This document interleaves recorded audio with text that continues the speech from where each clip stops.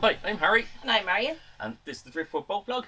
In this episode, We're going to Shannon Harbour. we're going to discover a few interesting things, and we're also going to go to Banagher, where we will show you things that I'm pretty sure you've never seen before. It was all new to me. That's all coming up. Come along with us. On the eastern shore of the River Shannon, between Shannon Bridge and the town of Banagher, you might see this sign here. It says the Grand Canal, Shannon Harbour. And this is where the Grand Canal from Dublin meets the River Shannon. Although, strictly speaking, it actually meets the River Brosna at this point, and the Brosna is one of the tributaries of the River Shannon. This is a lovely spot to go and visit. It's a place that is absolutely full of history and very scenic. The feeling you get when you go into the harbour here is that it's more like a private marina than a public harbour. It's home to a lot of barges, and it's also a place where there's a lot of maintenance work done, as can be indicated by the two dry docks here.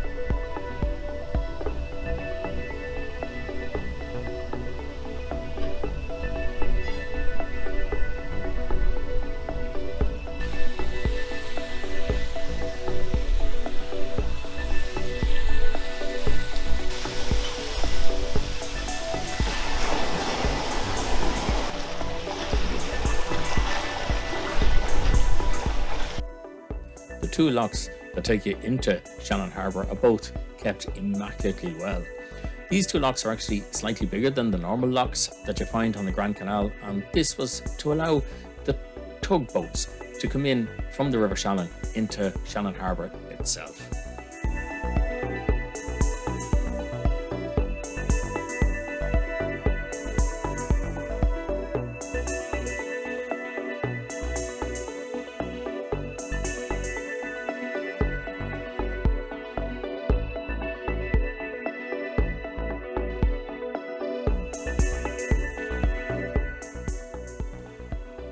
The Grand Canal Company built a number of large hotels all along the canal way, and many of them are still here to this day.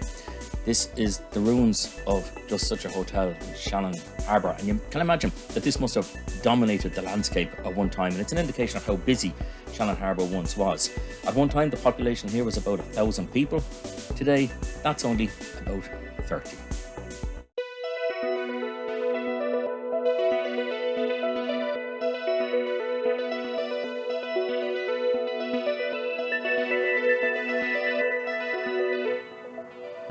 And if you do come to visit Shannon Harbour, just do be aware that trying to find a mooring space can be, well, a bit challenging.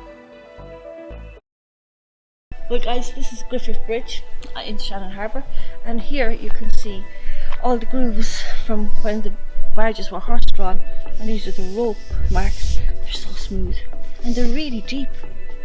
You know, this is, I don't know, we were born in a lucky time, weren't we? We have engines and everything now, we don't have whatever. So from one bridge to another bridge. And from Shannon Harbour Bridge, we're now down the Banagher Bridge. And there's a little small narrow passage underneath the navigation arch, and there's a handrail here, and that handrail is called the Duke's Handrail. And Liam Sheringham from Waterways Ireland and from the RNLI a man who's held in high regard on the Irish waterways, told me a story as to why that's called the Duke's handrail. And I'm going to relate that to you now. You see, in 1875, a steamship came up along the River Shannon here. It came up from Portumna. That steamship was called the Countess of Mayo, and it carried on board a very important passenger. And that passenger was the Duke of York. He was over here in Ireland on an official state visit. The Countess of Mayo, the ship, moored here at Wales Quay. The Duke of York disembarked because he had to catch a train at Banagher train station. In order for him to get from here to the train station, he had to go through that narrow passage underneath the navigation arch of Banagher Bridge. And all the royal entourage had to split up and go in single file. And he made his way through there holding onto that handrail. And from that day to this, it has been known as the Duke's handrail.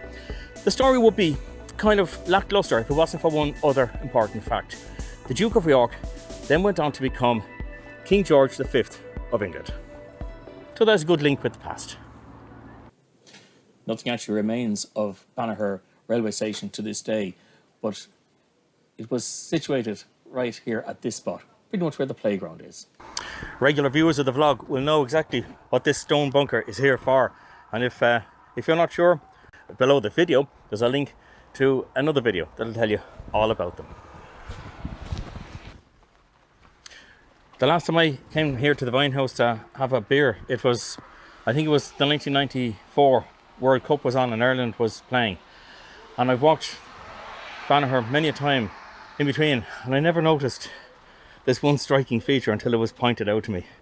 So just beside the old bridge barracks in Banagher, there's this piece of medieval carved stone.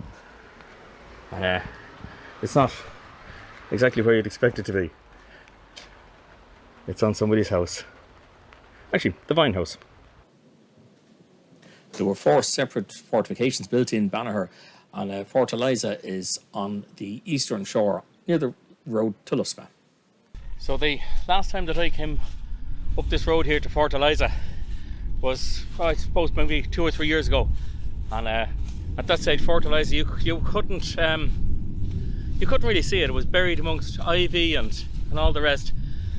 And I believe that Waterways Ireland have done some restoration work on it now, and I'm hoping I can get access in there. I've no idea, so I'm on my bicycle cycling up here, and let's see if we can find it. Oh, here she is. Oh my god. Wow. Oh boy. Oh, what can I say? This is a complete transformation. That would have been the old guard room, I think.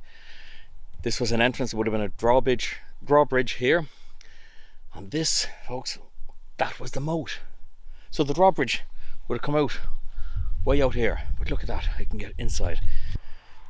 If it's Waterways Ireland that has done this restoration work, and I'm told it is, I take my hat off to them. They've done a fantastic job. That looks like the gun emplacements up there. That was the old armory here. Let's have a look at that. Yeah, look at this. Look at this. Wow. If you see, look at that. A solid roof. That looks like a thatched roof from outside, but of course it's anything but. It is actually super solid. But have a look at this. So there's 1, 2, 3, and there's a 4th one there in the corner you might just be able to see. These are the gun emplacements. Wow. Now, I find there's a spot over here we might be able to get up and see what kind of view these gunners would have had of the river. This is super. This is aha. Okay, right, so what's happened here is there's a load of trees and bushes and hedges have grown up in the meantime, and as a result we can't quite see what the gunners would have seen. With the aid of modern technology, you guys can. So So we're going to go to a slightly higher elevation here, just so that we can see over the tops of those trees and get an indication of what the gunners would have seen. And as you can see, they have a clear view of the bridge, of the River Shannon, and of Cromwell's castle. And behind those trees, there's also the Martello Tower. And I would imagine that if the French forces took both of those structures, that Fort Eliza would then have been used to destroy the bridge to prevent the French from advancing any further. Subscribing to the Driftwood Boat Blog is absolutely free. All you do is you go to YouTube, in the search bar, type in Driftwood Boat Blog. And up the top there you'll see the Driftwood Boat Blog logo. Just click on that and that brings you to our channel and to over 100 videos. If you click the subscribe button, click the bell, tick all, you'll get a notification every time we bring out a new video, and you'll also be helping the channel. Thanks for subscribing. Well guys, that brings us to the end of another video, which was really interesting, wasn't it? And tangible.